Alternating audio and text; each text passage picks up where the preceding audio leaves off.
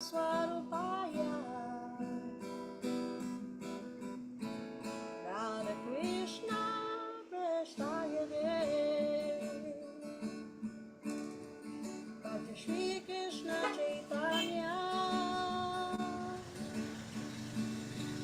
Prabhu Nityananda Shri Advaita Gadadara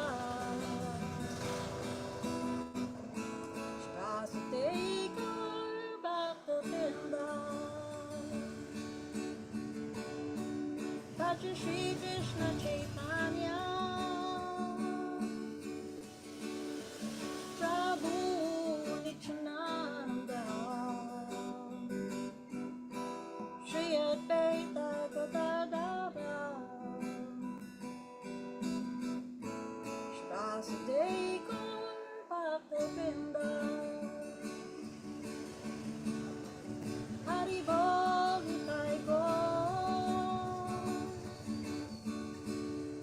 Nitai Gaur, Haribol, Haribol, Nitai Gaur, Nitai Gaur, Haribol, Haribol,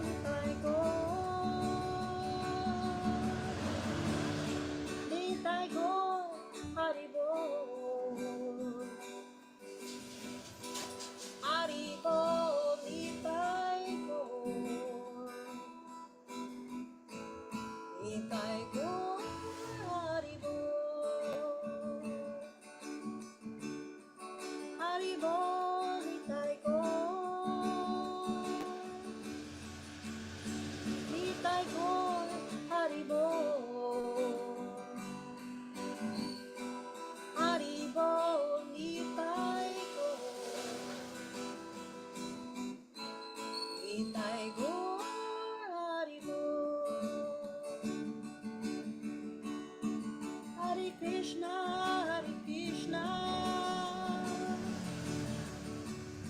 Krishna Krishna, Hare Hare, Hare Rama, Hare Rama, Rama Rama, Hare Hare, Hare Krishna,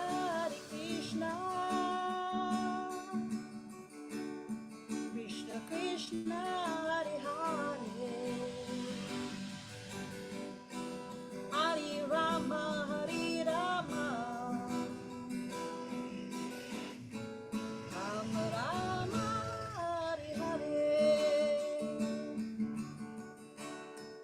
Hare Krishna,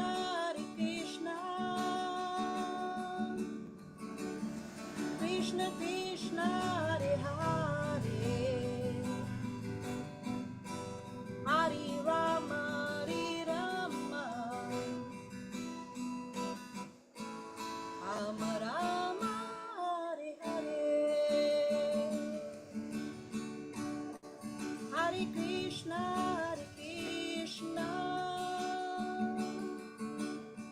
Krishna Krishna, Hare Hare,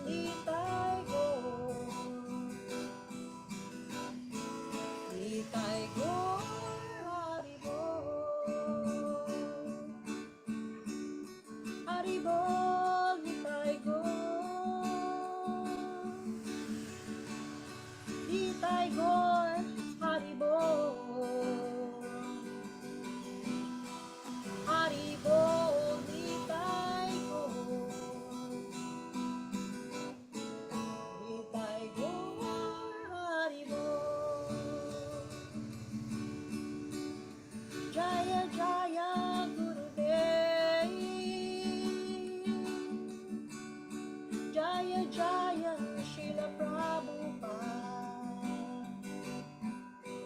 Jaya Jaya Guru Dev. Jaya Jaya Srila Prabhupada. Jaya Jaya Guru Dev. Jaya Jaya Srila Prabhupada. Jaya Jaya Guru Dev. Jaya Jaya Srila Prabhupada. Haribol, haribol. Namaste everyone. Salamat po.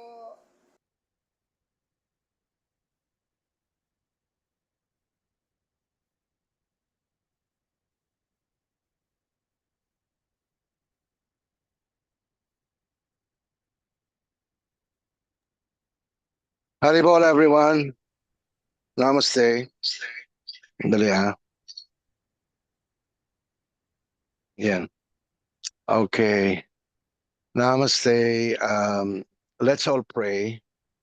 Namaom Vishnu Padaya, Krishna Prestaya Bhutale, Shrimati Siddha Swarupananda, Paramahamsa Itinamine, Bhaja Shri Krishna Chaitanya, Prabhu Nityananda, Sri Advaita Gadadhar, Srivasadi Gaur, Bhakta Vrinda. Hare Krishna, Krishna Krishna, Hare Hare, Hare Rama, Rama Rama, Hare Hare. Om Namo Bhagavate Vasudevaya. Om Namo Bhagavate Vasudevaya. Om Namo Bhagavate Vasudevaya.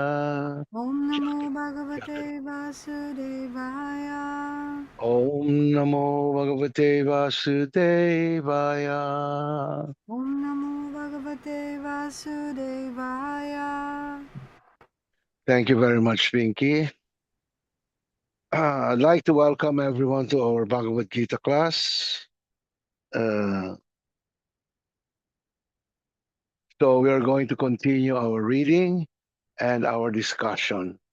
Okay, so who is our first reader? Pinky? Maybe we can have Sir Praveen po. Yes. Okay, Haribol. Praveen. Mr. Praveen, can you please read? Haribol. Translation. Can you hear me? Yes, you're clear. Okay. Translation. Only the material body of the indestructible, immeasurable, and eternal living entity is subject to destruction. Therefore, fight, O descendant of Bharat. Purport. The material body is perishable by nature. It may perish immediately, or it may do so after 100 years. It is a question of time only. There is no chance of maintaining it indefinitely. But the spirit soul is so minute that it cannot even be seen by an enemy, to say nothing of being killed. As mentioned in the previous verse, it is so small that no one can have any idea how to measure its dimension. So, from both viewpoints, there is no cause of lamentation because the living entity can neither be killed as he is, nor can the material body, which cannot be saved for any length of time, be permanently protected. The minute particle of the whole spirit acquires this material body according to his work, and therefore observance of religious principles should be utilized.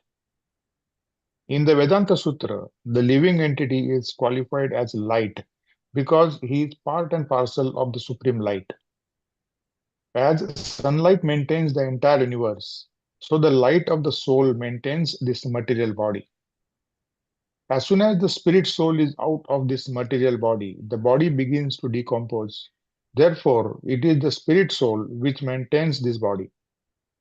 The body itself is unimportant. Arjun was advised to fight and sacrifice the material body for the cause of religion. Haribol.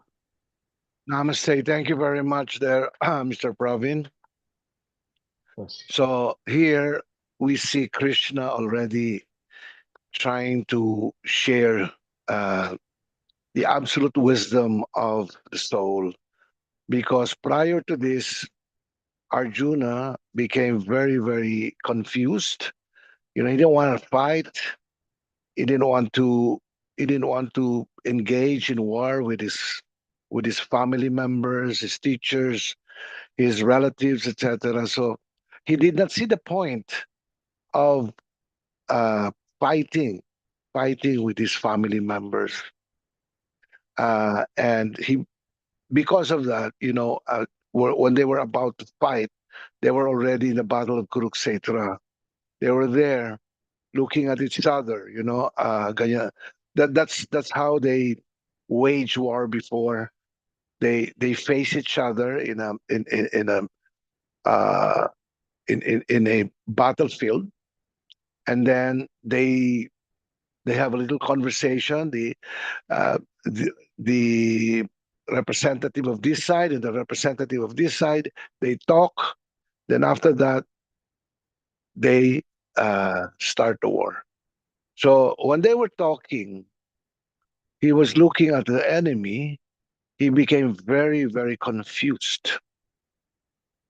He was he was actually to the point of uh, to the point of painting because uh, it was very, very difficult for him. Yeah, and he was telling Krishna, Krishna, please guide me because I don't know what to do. My arrow is slipping from my hand like this, and he was sweating like hell. His lips were very, very dried up. Mm. And um, so Krishna was just listening. Krishna was just listening. And then, of course, Krishna was telling him, while you are posing as a very learned man, you're actually very ignorant because you are thinking that when this war will come about, that all of these men, both from the enemy side and your side, will die. But Krishna states that no one dies. So in this particular verse, Krishna says that the body is temporary, while the soul, the living entity, is eternal. So there is no point in lamenting the body because, no point. There is no point in time that the soul uh, dies. It is always existing. It is always existing. So uh, the body moves only right now. You get to see my body moving. It is because of the presence of me here.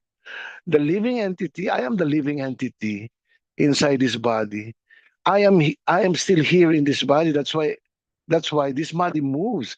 This body exhibits life, right? Without me here, this body is useless. This can be called a corpse. This can be called a non-life body. But because the life particle, me, the living entity, is still here, yeah, and I am made of a totally distinct energy. I'm made of a spiritual energy. The body is made of material energy, and Krishna is saying that this body is not permanent. It is actually very temporary. It may die tomorrow. It may die now. For instance, at this very instant, all of a sudden there's a bomb that hit your home, and then you instantly disappear.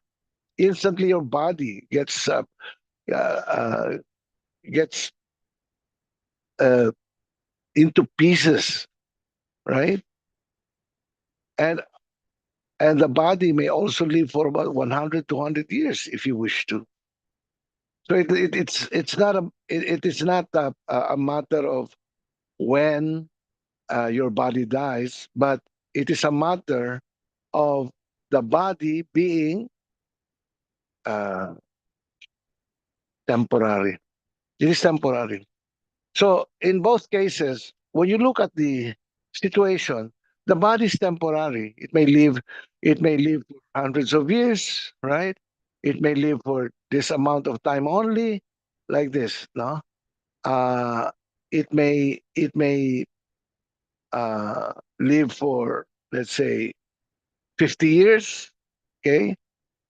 So in both cases, that uh, and the fact that you don't die will give you the hint that you don't need to be so attached to the material body. The material body is really just a uh, a it's like a clothing. It is temporary. The clothing you're wearing right now, it, it will not it will not stay there until you die. When it gets soiled out, you uh, you change it with a new clothing, isn't it? So he's saying, Arjuna, the material body is temporary, while you, the spirit soul, you're indestructible.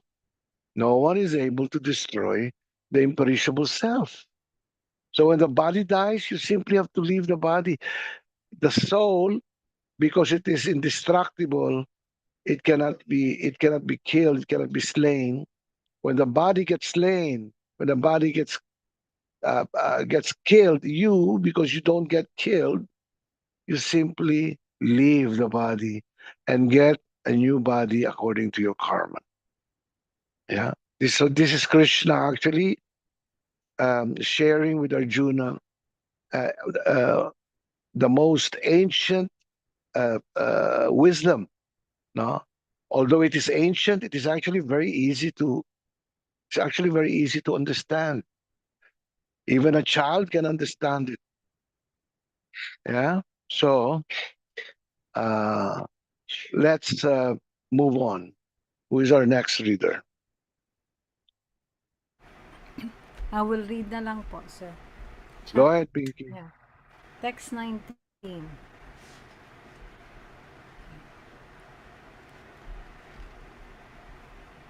Translation: He who thinks that the living entity is the slayer or that he is slain does not understand.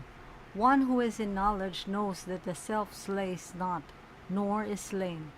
Purport: When an embodied living entity is hurt by fatal weapons, it is said to be known that the living entity within the body is not killed. The spirit soul is so small that it is impossible to kill him by any material weapon, as is evident from the previous verses. Nor is the living entity killable because of his spiritual constitution. What is killed, or is supposed to be killed, is the body only. This, however, does not at all encourage killing of the body. The Vedic injunction is Mahimsyat Sarva Bhutani. Never commit violence to anyone, nor does understanding that the living entity is not killed encourage animal slaughter. Killing the body of anyone without authority is abominable, and is punishable by the law of the state as well as by the law of the Lord. Arjuna, however, is being engaged in killing for the principle of religion and not whimsically. Haribol namaste po. Namaste. Thank you very much, Pinky. So Krishna is actually telling Arjuna, you don't need to, you do need to be fearful, or you don't need to be, like confused about what's going to happen, because really nobody gets killed. And even the person who thinks that he was able to kill somebody is not really killing. He's not killing. He may be killing the body, but he did not kill the person, right? So both the the slayer and the slain, they both are not are not uh, uh, uh, are not killing at all, or they don't get killed because somebody killed their body. No? So here Krishna is saying that in both cases, you should not be afraid. You should not be uh, you should not be in the illusion that you're going to kill these enemies, because I've already arranged for it. Their bodies may be killed, but they will all go to the spiritual world. So Krishna is really trying to impart this transcendental wisdom to his friend and devotee. Actually, Arjuna is, because of his being a pure devotee of Krishna, he already understands this. He understands this knowledge, this wisdom. But Krishna arranged it so that he may forget about this knowledge, so that he will be able to speak the Bhagavad Gita, so that Arjuna will act as if he was just an ordinary person, you know. Uh, so Arjuna really represents all of us in the material world, because all of us, we have these questions. Yeah, we have these questions that need to be answered. So all of us uh, is represented by Arjuna. So being confused, being doubtful, being hurtful, like this. All of these are human. Uh,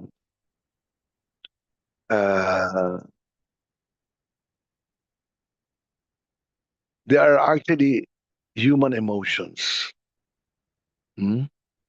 So he was put into this condition so that he will ask questions from Krishna, wherein Krishna will be able to answer this wisdom, so that Bhagavad Gita um, will be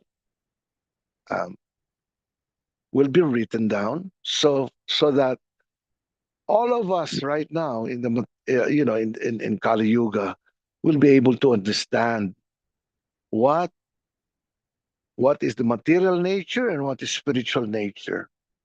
Yeah, we shall be able to understand what death is and what life is, because we are made of spiritual energy. We are part of life. We don't get killed. We always live. But this body, because this is made of matter, okay, it gets killed. Anything that has a beginning and an end surely will uh, experience death. Okay, so let's continue.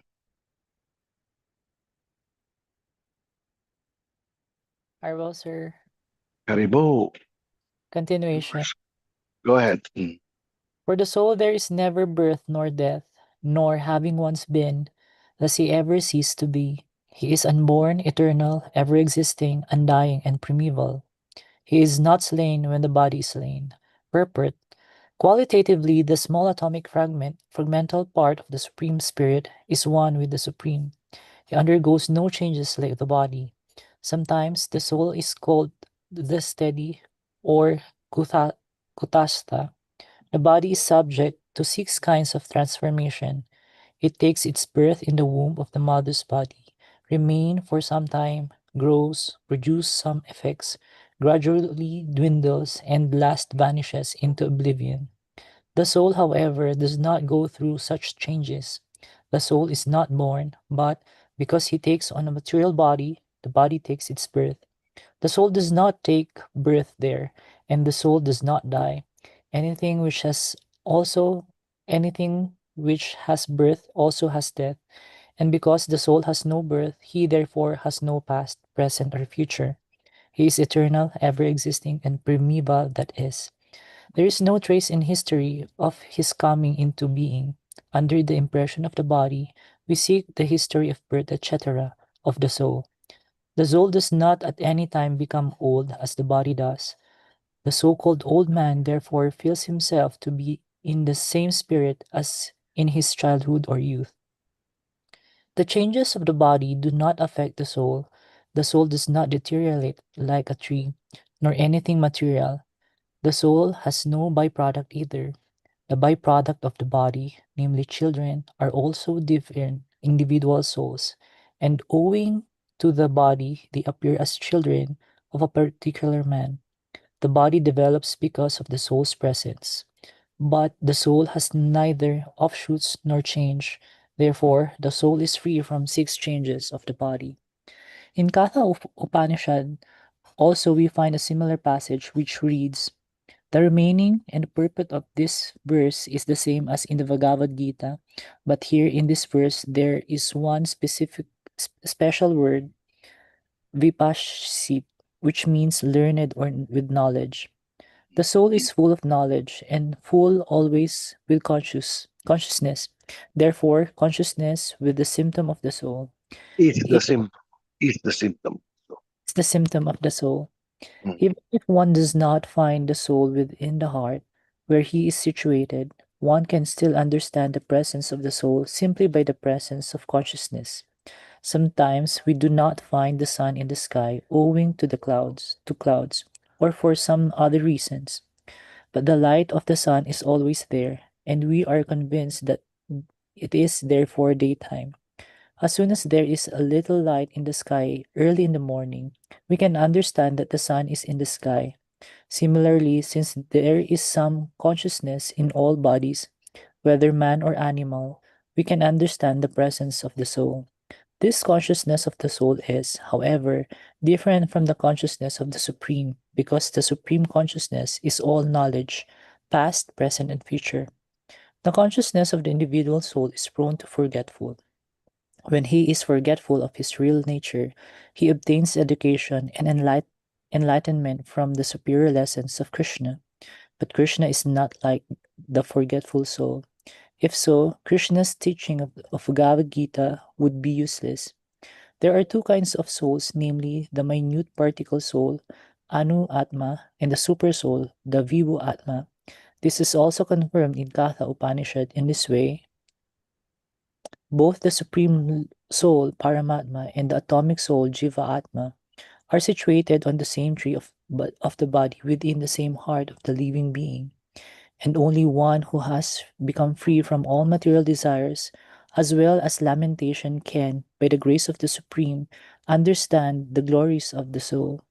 Krishna is fountainhead of the super soul, also, as it will be disclosed in the following chapters, and Arjuna is the atomic soul, forgetful of his real nature, therefore he requires to be enlightened by Krishna or his bona fide representative, the spiritual master. Haribo, sir. Haribo, namaste. Thank you very much, George. Thank you. So, Krishna continues. He actually is continuing his uh, conversations with Arjuna regarding the nature of the soul. The soul is never the soul is never going to die. Mhm. So this particular verse here, this is actually very important. Most Vaishnava preachers actually memorize this.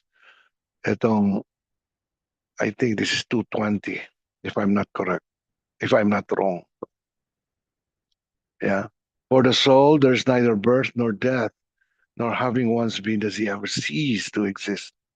He is unborn, eternal, ever existing, undying, and primeval. He is not killed when the body is killed. What a beautiful verse this is, no? If you are trying to discuss the nature of the soul, this is the one of the best verse to be found in the Bhagavad Gita, because it clearly states that what the soul is. Mhm. It has neither birth nor death. Why? Why does does not have any birth nor death? Because he's eternal.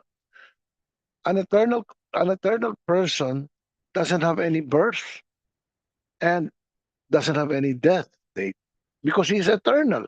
No beginning, no end. This is actually in itself, this is very liberating, no? A person who understands this immediately gets liberated. Why? Why will he get liberated? Because uh, he totally understands his natural position. What is my natural position? What is my natural essence? Mhm. I don't have any birth. I don't have any death. Nor, nor ever once been does he ever cease to exist. There was never a time in the history of man that he did not exist.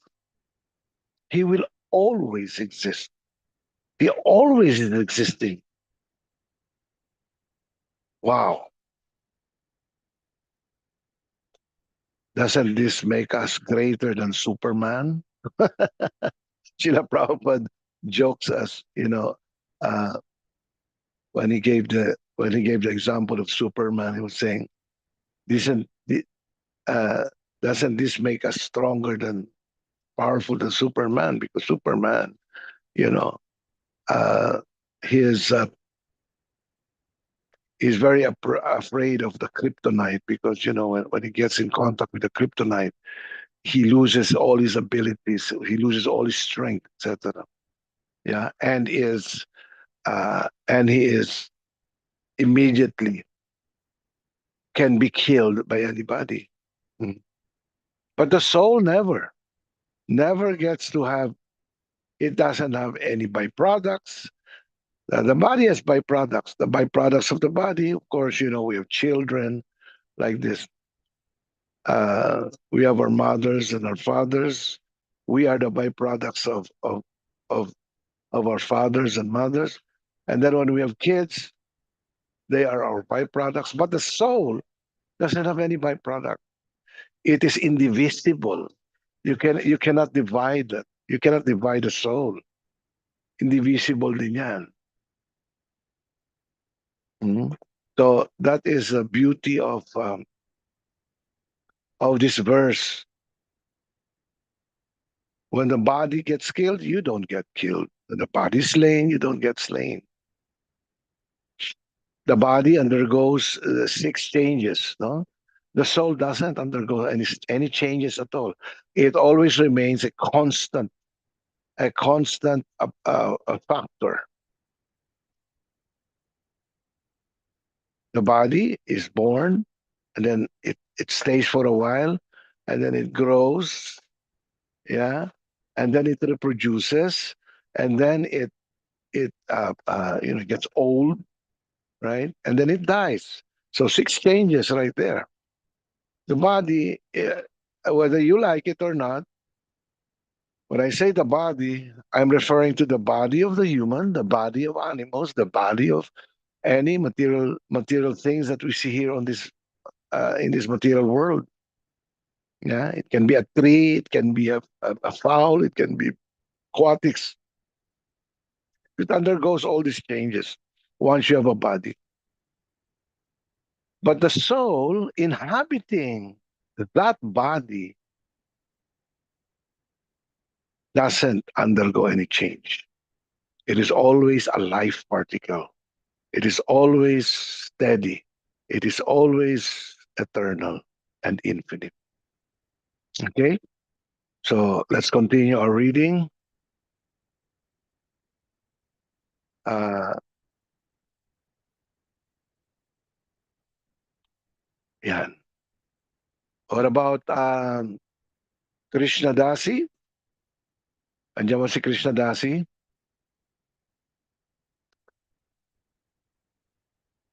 Aribol Isaac, are you there?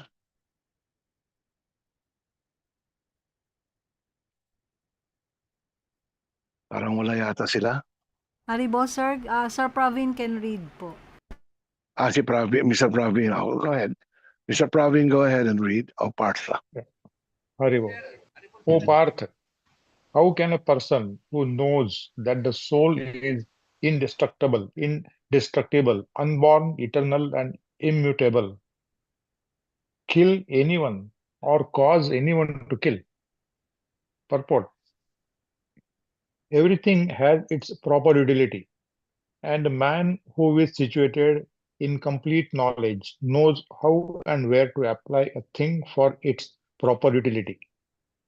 Similarly, violence also has its utility, and how to apply violence rests with the person in knowledge. Although the justice of the peace, sorry, although the justice of the peace awards capital punishment to a person condemned for murder, the justice of the peace cannot be blamed because he orders violence to another person according to the codes of justice. Mm. In Manu Samhita, the law book for mankind, it is supported that murderer should be condemned to death so that in his next life he will not have to suffer for the great sin he has committed. Mm. Therefore, the king's punishment of hanging a murderer is actually beneficial. Similarly, when Krishna orders fighting, it must be concluded that violence is for supreme justice, and as such, Arjun should follow the instruction, knowing well that such violence committed in the act of fighting for Krishna is not violence at all, because at any rate, the man, or rather the soul, cannot be killed. So, for the administration of justice, so called violence is permitted. A surgical operation is not meant to kill the patient, but to cure him. Therefore, the fighting to be executed by Arjun at the instruction of Krishna is with full knowledge, so there is no possibility of sinful reaction. Haribol. Thank you. Thank you very much, Mr. Praveen. So Krishna further gives Arjuna a wonderful reason why he has to fight. He says that you have to fight for the benefit of the greater population. Because if you're just going to leave uh, this um, demoniac personalities rule, he was referring, of course, the the Kurus at that time, led by Duryodhana and Dusasein. No, uh, their only um, their only reason to live is for enjoyment of the senses. That is the only thing that they have. They do not have the great benefit of the population. They do not have it. Yeah. So because they do not have it, their activity is only uh, women, getting drunk and partying like this without any benefit for their uh, for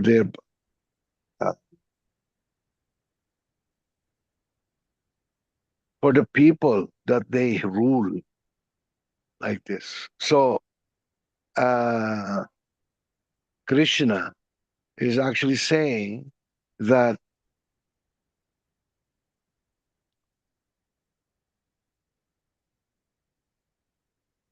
you don't need to be afraid.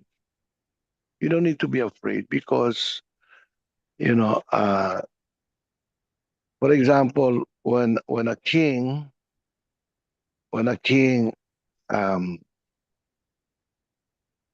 decides that this murderer will be hanged, it is not it is not violence actually. Why? Because it is for the benefit of that person. So instead of that person coming back here, and of course, because of his great karma that he did, he's going to suffer so much. Um, it's best if the king will stop his activities, because if the king doesn't stop his activities, he will be able to incur more bad karma in his lifetime. So he has to be stopped by the authorities, that is the king, no, so that he will not commit any more uh, karmic activities. Yan yun. So uh, that is not actually violence. Okay, the state, they they apprehend a killer or a murderer, put them in jail. Yeah, the state is not being cruel, actually. The state is actually being uh, uh, good to this person because his activity was stopped. His activity of killing was stopped. Mm. So that, uh, for instance, if the decision is uh, hanging, or the decision is he's going to be put to death by lethal injection like this. So it is not considered to be uh, violence. It is actually for the benefit of that person. This is what Krishna is saying. So Krishna tells Arjuna, "Don't be afraid, because um, what you're doing is not violence. It is not actually murder." Yeah, this is of course over the fact that Krishna wanted this war to happen so that he can speak the Bhagavad Gita. These are just merely some reasons why Arjuna had to step up, had to go ahead and do his duty as a Kshatriya. Okay? Uh, Alinet, would you like to read? Haribo, namaste. Haribo. Mm. Krishna. Lang po sa, dito na lang po ako sa pagbabasa That's sa good. libro Okay. kasi hindi ko Mm. change it. As a person, as a person puts on a new garment, giving up old ones, the soul similarly accepts new material bodies, giving up the old and useless ones. For change of body by the atomic individual soul is an accepted fact. Even the modern scientists who do not believe in the existence of the soul, but at the same time cannot explain the source of energy from the heart, have to accept continuous changes of body which appear from childhood to boyhood, and from boyhood to youth, and again from youth to old age. From old age, the change is transferred to another body. This has already been explained in a previous verse. Transference of the atomic individual soul to another body is made possible by the grace of the supersoul. The supersoul fulfills the desire of the atomic soul as one friend fulfills the desire of another.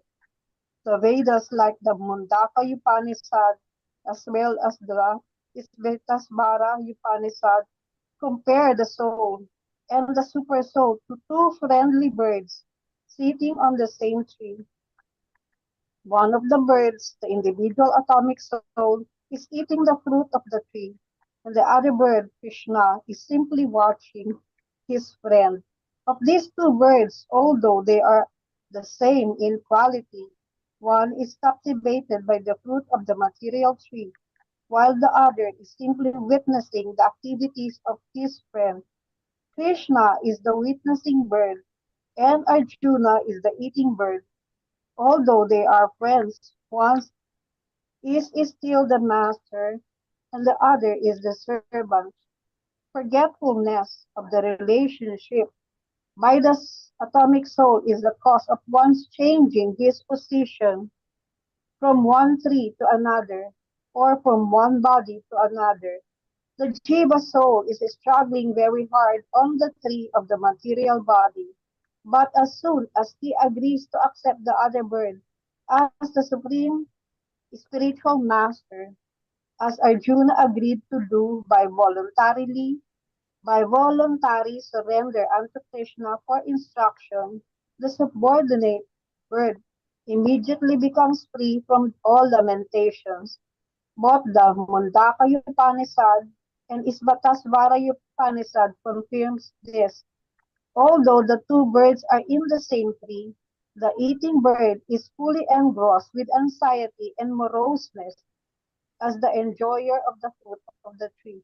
But if in one, but if in some way or other he turns his face to his friend, who is the Lord and knows his glories, at once the suffering bird becomes free from all anxieties.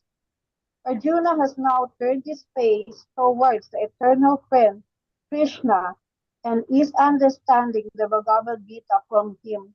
And thus, hearing from Krishna, he can understand the supreme glories of the Lord and be free from lamentation. Arjuna is advised herewith by the Lord not to lament for the bodily change of his old grandfather and his teacher. He should rather be happy to kill their bodies in the righteous fight, so that they may be cleansed at once of all reactions from various bodily activities. One who lays down his life on the sacrificial altar or in the proper battlefield is at once cleansed of bodily reactions and promoted to a higher status of life. So there was no cause for Arjuna's lamentation. Thank you po, Thank you very much. Aribo. Thank you very much, Elinet. So further, Krishna is telling Arjuna about his duty as a Kshatriya. He has to fulfill that. He has to fulfill that with knowledge. Yeah, with knowledge and wisdom, not just not just engaging in you know because there can be two persons. No, one may just be an ordinary person that do not listen to authority. Arjuna was placed in a condition wherein he was equated with with with somebody who's ordinary person. But the difference between these two is that Arjuna listens to authority.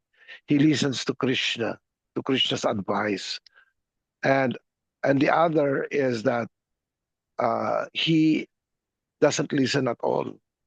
Just like a bird, it is described that the soul is like a bird um, in a tree. The body is considered to be like a tree, and there is usually two uh, uh, souls that live in this tree. The body, just like the tree. The enjoyer, the enjoying bird, and the witnessing bird. The enjoying bird is the us, the conditioned souls, and the witnessing bird is Paramatma. You know, uh, because Paramatma is our dearmost friend. That bird that accompanies us wherever we go actually is our dearmost friend. So we only have to follow his instructions. That is the secret there. We only have to follow his instructions so that we can get out from the wheel of birth and death. We can get out from our anxiety. We can get out from our uh, troublesome life, etc. Yeah, because if you forget about the significance and the importance of your friend, who is your at the same time your master, okay, then you will really have to suffer because you will be traveling alone without any guidance at all. It's like traversing a virgin forest. Yeah, you traverse a virgin forest. Before traversing a virgin forest, you cannot go there alone and traverse it. You need a guide, somebody who is from there, that is an expert in going back and forth from that uh, from that virgin forest, and you will be okay because you have a guide, di ba? Oh, here is a quicksand. Don't step on that. We'll use this area here. Oh, here is a very, very uh, dangerous animal. Okay, this is what we do. So he is the one guiding the person to safety. So similarly, in life, just like the bird, we have to accept a bona fide spiritual master, because the bona fide spiritual master can actually guide us wherever we go, guide us in our life, guide us what we are going to do in our daily activity. Mhm. Tells us not to do these things because if you do this, you will suffer. Ganyan, no? Uh, so this is the beauty of accepting the other bird, as your master. Unfortunately, in the world, they do not even the materialists and materialistic philosophers, they do not even agree that there is a soul. How can they even accept the super soul or the Paramatma? They do not even agree that there is a Jivatma, an individual soul.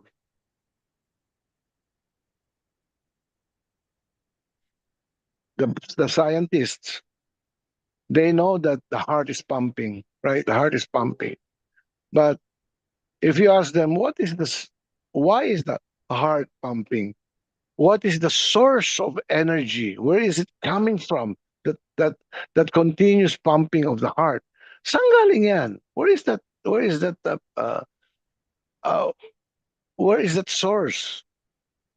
They couldn't answer that. The reason in the Bhagavad Gita is very simple. The reason why the heart is pumping, because of the presence of the Paramatma, of the presence of the soul. You, you are there. That's why it's pumping. You are the reason why it's pumping, because you are life itself inside that material body, that material heart. Yeah, it pumps because you're here.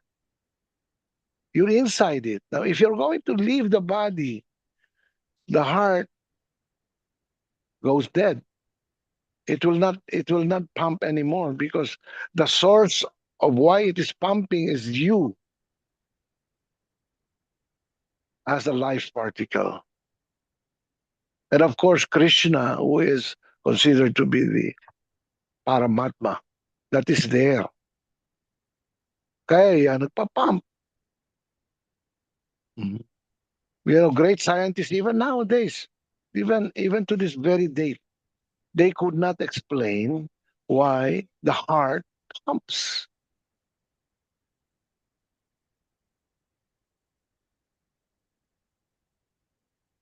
They couldn't see it, according to them.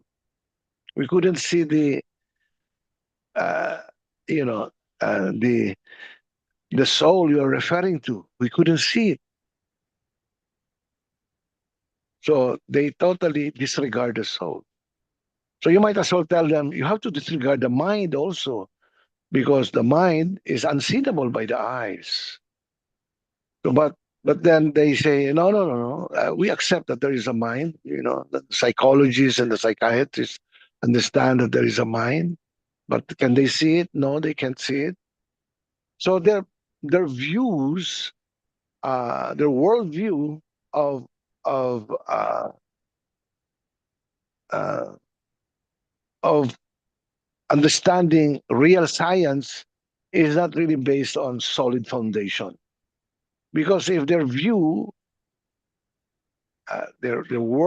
is based on and the solid foundation of spiritual knowledge, then uh, they're safe. They're safe. They couldn't. They could not They could not run away from the truth. No, they could not run away from the truth. If you are going to put that reasoning of accepting that the mind is actually factual, when in fact you cannot see the mind, but they accept it as factual, so they have to accept also that the soul is factual, despite the fact that they couldn't see it. Mas maganda pa nga eh. Actually, it is more easy to accept the fact, the difference between matter only and matter under the influence of life. If you're going to put these two things, this is matter only, right? And then this is matter under the influence of life. Both are matter, right? Both are matter, but this one is under the influence of life. Why is it that it gives out? Uh, you know, it is already found out that there are 7 distinctions, characteristics that are different: matter under the influence of life and matter only. When in fact both are matter. Dapat walang distinction. Walang characteristics yan. Pareho lang yan matter eh. But why is it like that? You know? So scientifically, if a scientist or a materialist is really after the truth, because this is what they say. Scientists are really after the truth. Why can't they accept it? Mhm. A an intelligent scientist can easily understand it. Can easily understand it.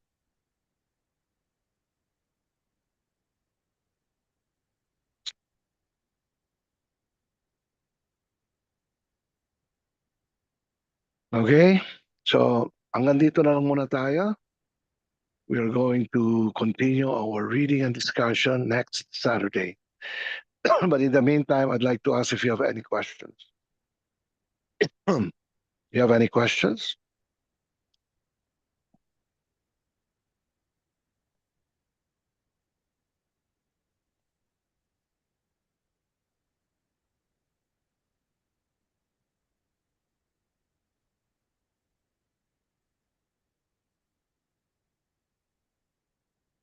Okay. Nasaan na yung guitar ko?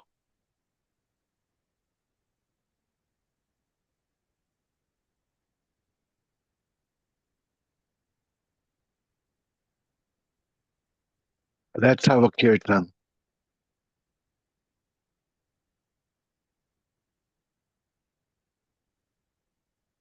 Problema lang, baka ano to eh, original sound from musicians. It must be on, di ba? Tingnan nga natin. Tell me, Pinky, if this is good. Can you hear this? I'm not hearing anything po. Okay. On. Only your voice po. Only my voice. What about this? Wala po, sir. I cannot hear Wala. anything po. Okay. So obviously there's a problem with my uh, unit. So I'll just sing a cappella. Okay. But my sound is okay, no? Yes, sir. Loud and clear po. Loud and clear. Okay. Mm.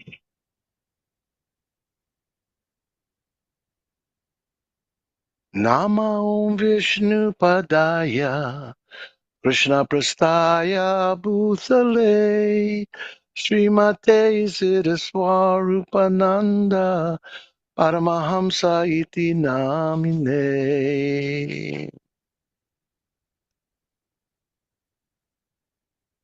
Krishna Prastaya Bhutale.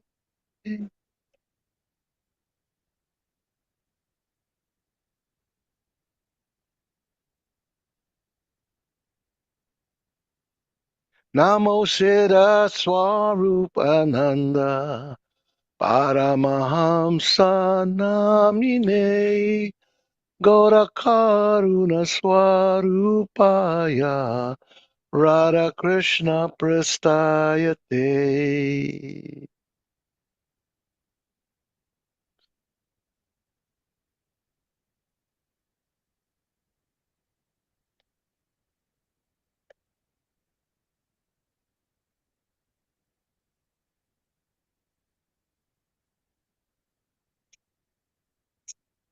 Bhajasri Krishna Chaitanya Prabhu Nityananda Sri Advaita Gadadhara Srivasade Gaurvakta Vrindam.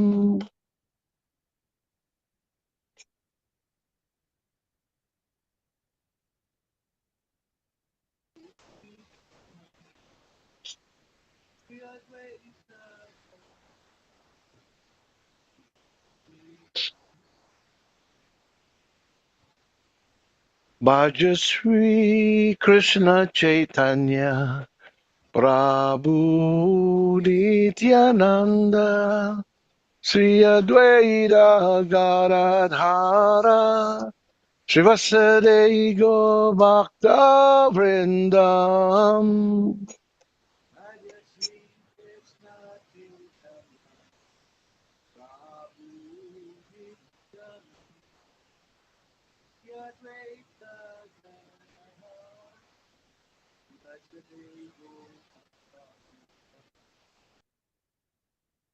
Hare Krishna, Hare Krishna, Krishna Krishna, Hare Hare, Hare Rama, Hare Rama, Rama Rama, Hare Hare.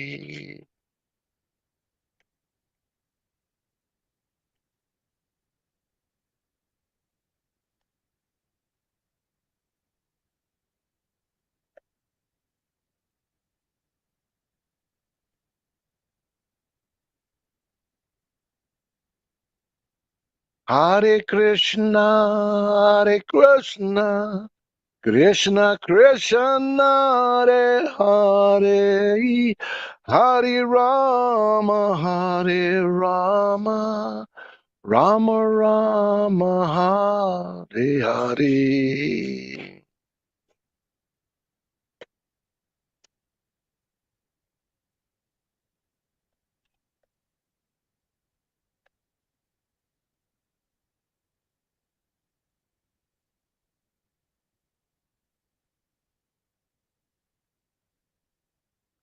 Hare Krishna, Hare Krishna, Krishna Krishna, Hare Hare, Hare Rama, Hare Rama, Rama Rama, Hare Hare.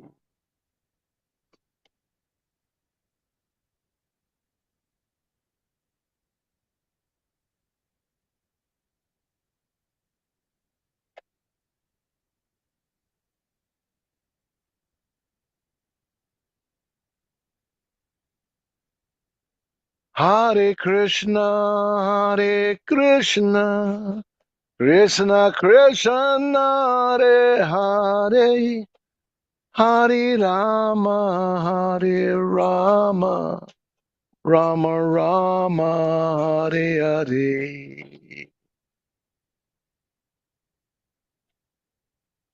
Haribol.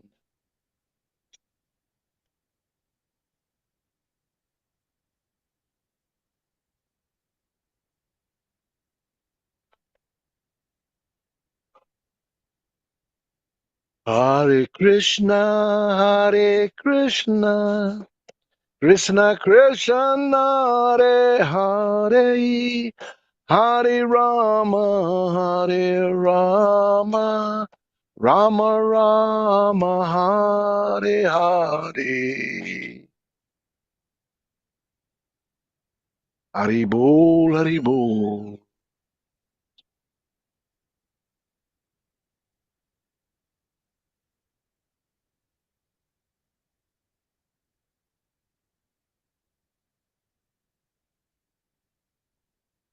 Jaya Jaya Sri Chaitanya, Jaya Nityananda, Jaya Dvaita Chandra Jaya, Go Bhakta Vrindam.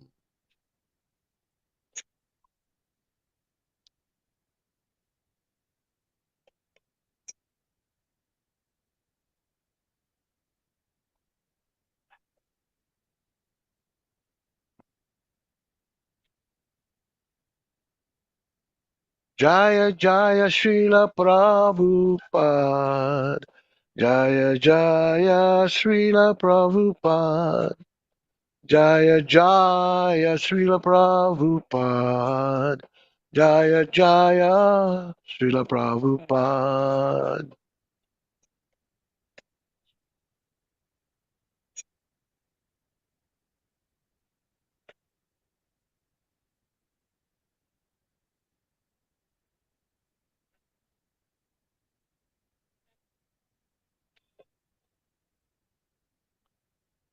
Jaya Jaya Guru Dev, Jaya Jaya Guru Dev, Jaya Jaya Guru Dev, Jaya Jaya Guru Dev.